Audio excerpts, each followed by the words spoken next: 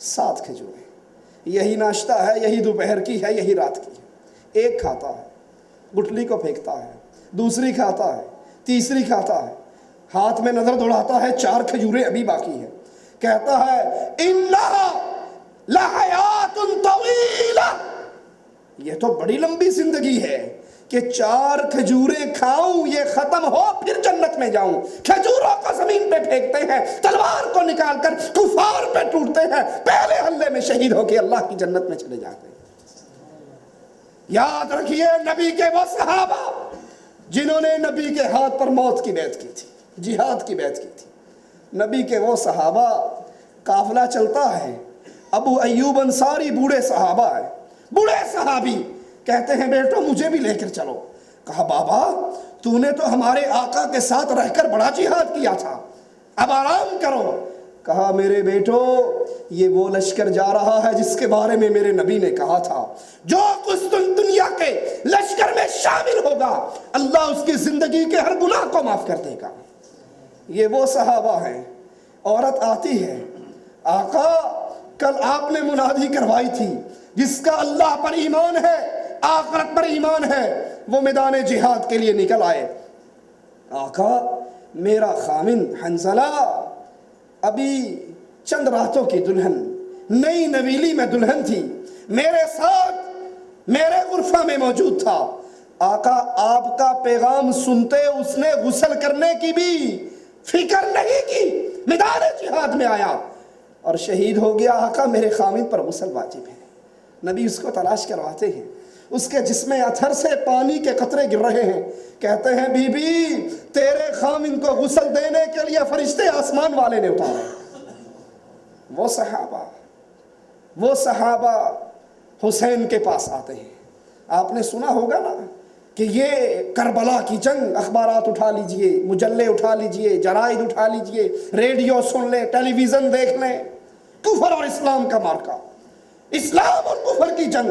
اسلام کو غالب کرنا تھا, حق اور باطل کا مارکا. ہمارے بڑے بے ایمان بھی بیان دیتے ہیں کہ حسین کی یاد میں یزیدی قوتوں اور حسینی قوتوں کی جنگ باقی رہے گی. سمجھتے نہیں ہیں یہ ہے کیا. اگر یہ اسلام کا مارکا ہوتا, اگر یہ کفر اور اسلام کی جنگ ہوتی, تو آئیے ذرا سنیے احسن المقال کے اندر صفحہ 338 پہ شیخ عباس قمی بیان کرتے ہیں, حضرت حسین جب چلنے کے لیے تیار ہوئے تو آپ کے پاس اللہ کے نبی علیہ السلام کے اصحاب بھی آئے, آپ کے بھائی آئے. سب سے پہلے محمد بن حنفیہ آئے, آ کر کہتے ہیں اے میرے بھائی آپ اللہ کے اس حرم بیت اللہ میں رہیں, آپ عزیز اور مکرم رہیں گے, کوئی شخص آپ پر اعتراض نہیں کرے گا. اور اگر آپ یہ نہیں چاہتے, علی کے بیٹے حسین کے بھائی محمد بن حنفیہ کہتے ہیں پھر آپ یمن چلے جاؤ یا بادیہ نشینی اختیار کر لو, کوئی آپ کو کچھ نہیں کہے گا. حضرت نے فرمایا اس سلسلے میں سوچیں گے. صبح ہوئی, حضرت مکے سے روانہ ہونے لگے. جب یہ خبر محمد کو پہنچی, اگر یہ جہاد ہوتا تو علی کے بیٹے, شیر خدا کے بیٹے جہاد سے روکتے. ان صحابہ پر یہ تہمت کہ کربلا کے جہاد پہ جانے سے وہ حضرت حسین کے راستے میں روڑے اٹکاتے تھے, روکتے تھے, جن کی حالت یہ تھی. عبد الرحمن ابن عوف کہتے ہیں بدر کے میدان میں دائیں طرف جھانکتا ہوں معصوم بچے کو پاتا ہوں, بائیں طرف دیکھتا ہوں معصوم بچے کو پاتا ہوں. دل میں آتا ہے کہ جنگ کے اندر تو لوگ اپنا پڑوس بڑے بڑے کمانڈروں کے قریب رکھنا پسند کرتے ہیں, میرا تو دایاں بھی کمزور ہے بایاں بھی کمزور. ابھی یہ خیال دل میں ہے, دائیں والا پلو پکڑ کے ہلاتا ہے, کہتا ہے چچا یہ تو بتاؤ ابو جہل کہاں ہے. بائیں دیکھتا ہوں تو وہ پلو ہلاتا ہے, چچا ابو جہل کہاں ہے. میں کہتا ہوں بچوں, معصوم بچوں, تمہارے چہرے پہ داڑھی نہیں آئی, تم نے ابو جہل کا کیوں پوچھا ہے, کیا چاہتے ہو. کہا چچا ہمیں پتہ لگا ہے ابو جہل میرے آقا کو گالیاں دیتا ہے, اور آج ماں نے ہمارے گھر سے ہمیں روانہ کرتے ہوئے یہ درس دیا تھا, بیٹا یا تم دھرتی پہ زندہ رہنا یا خدا کے اس دشمن کو زندہ چھوڑنا، دونوں میں سے ایک کا کام ختم ہو جانا چاہیے۔ ابو جہل کو اترتا ہوا دیکھتا ہوں، ہاتھ سے اشارہ کرتا ہوں، بھتیجو وہ اللہ کا دشمن، رسول اللہ کا دشمن آ رہا ہے۔ کہا بچے ایسے نکلتے ہیں جیسے کمان میں سے تیر نکلا کرتا ہے، اور دوڑتے ہوئے قتل کرنے کے بعد رسول اللہ کے پاس آتے ہیں، تلواریں دونوں کی خون سے بھری ہوئی ہیں، کہتے ہیں اللہ کے نبی آپ کے دشمن کو میں نے مارا ہے۔ وہ کہتا ہے آپ کے دشمن کو میں نے مارا ہے۔ ان کے بارے میں ظالموں کہتے ہو کہ کربلا کا مارکا اگر یہ جہاد تھا، اگر یہ کفر اور اسلام کی جنگ تھی، حق اور باطل کی لڑائی تھی، تو نبی کے ان صحابہ نے اللہ کے رسول صلی اللہ علیہ وسلم کے نواسے کو روکا۔ حضرت محمد حسین کے بھائی کہتے ہیں اور اونٹنی کی مہار پکڑتے ہیں، کہتے ہیں بھائی آپ نے مجھ سے وعدہ کیا تھا کہ آپ نہیں جائیں گے۔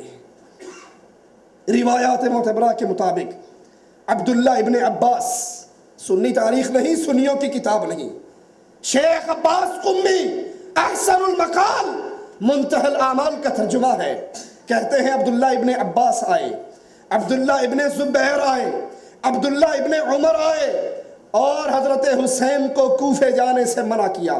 اس سفر کو ترک کرنے پر اصرار کرتے رہے کہ کوفے نہ جاؤ، عراق نہ جاؤ۔ اگر حسین کا یہ سفر کفر اور اسلام کے مارکے کا جہاد ہوتا، مارکا ہوتا، نبی کے صحابہ آپ کو جہاد سے روکتے نہ بلکہ آپ کے ساتھ چلتے۔ یہ تو سازش تھی عبداللہ ابن سبا کی پارٹی کی، یہ تو سازش تھی ان شیعوں کی جنہوں نے علی کو مارا، حسن کو مارا، پھر حسین کو مارنے کی پلاننگ کی۔ نہ جائیے، اور آپ ہر ایک کے بات کو ٹھکرا کر انہیں الوداع کر کے لپٹ کے چل پڑے۔ عبداللہ ابن عباس نے حضرت حسین کے اس عزم کو دیکھا تو انہوں نے مکے میں قیام کرنے اور عراق کا سفر چھوڑنے پر بہت تاکید کی، اور کچھ اہل کوفہ کی مذمت بھی کی۔ جادو وہ جو سر چڑھ کے بولے، کتاب بھی تیری، مولوی بھی تیرا، شیخ بھی تیرا، مکتبہ بھی تیرا، سیاہی بھی تیری، چھاپنے والا بھی تو۔ شیخ قمی عباس قمی کہتا ہے کہ عبداللہ ابن عباس نے کہا یہ وہی لوگ ہیں جنہوں نے تیرے باپ کو شہید کیا اور تیرے بھائی کو زخمی کیا، اور مجھے تو یوں معلوم ہوتا ہے کہ آپ سے بھی یہ کوفے کے شیعہ مکر و فریب کر رہے ہیں اور آپ کی مدد سے دستبردار ہو جائیں گے، آپ کو تنہا چھوڑ دیں گے۔ فرمایا یہ ان کے خطوط ہیں جو میرے پاس ہیں، اور یہ مسلم کا خط ہے جس نے لکھا ہے اہل کوفہ میری بیعت پر متفق ہو گئے ہیں۔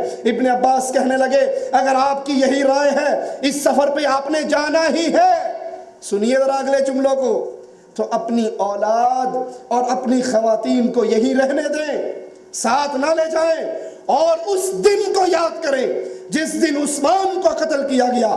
اس کی عورتیں اور اس کے گھر والے اس کو اپنی آنکھوں کے سامنے قتل ہوتے دیکھتی رہی، کچھ نہ کر سکی۔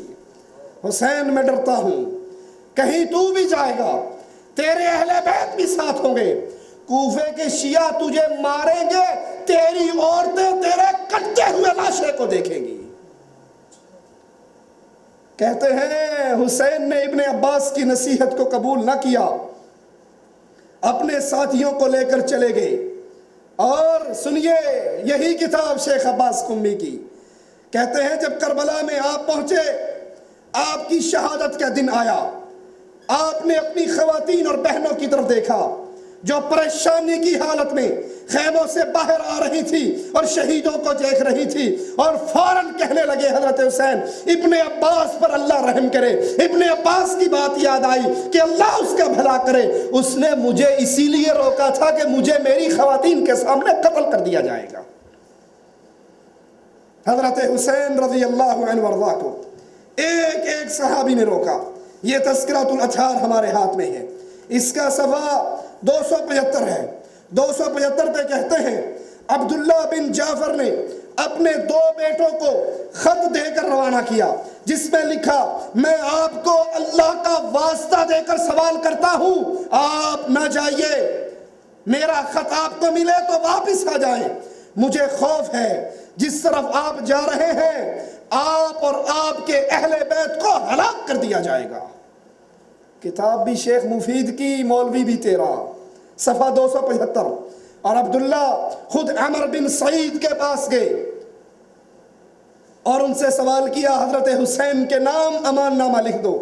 انہوں نے حضرت حسین کے نام امان لکھ کر دے دی، اور یہ خود عبداللہ بن جعفر اپنے بیٹوں کو بھیجنے کے بعد آ کر آپ سے ملے اور اصرار کیا کہ نہ جاؤ۔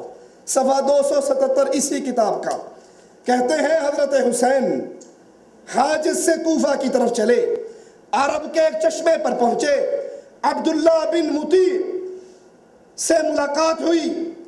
جب اس نے امام حسین کو دیکھا آپ کے پاس آیا اور کہنے لگا میرے ماں باپ آپ پر قربان جائیں، اے فرزند رسول آپ کو کیا چیز ادھر لے آئی؟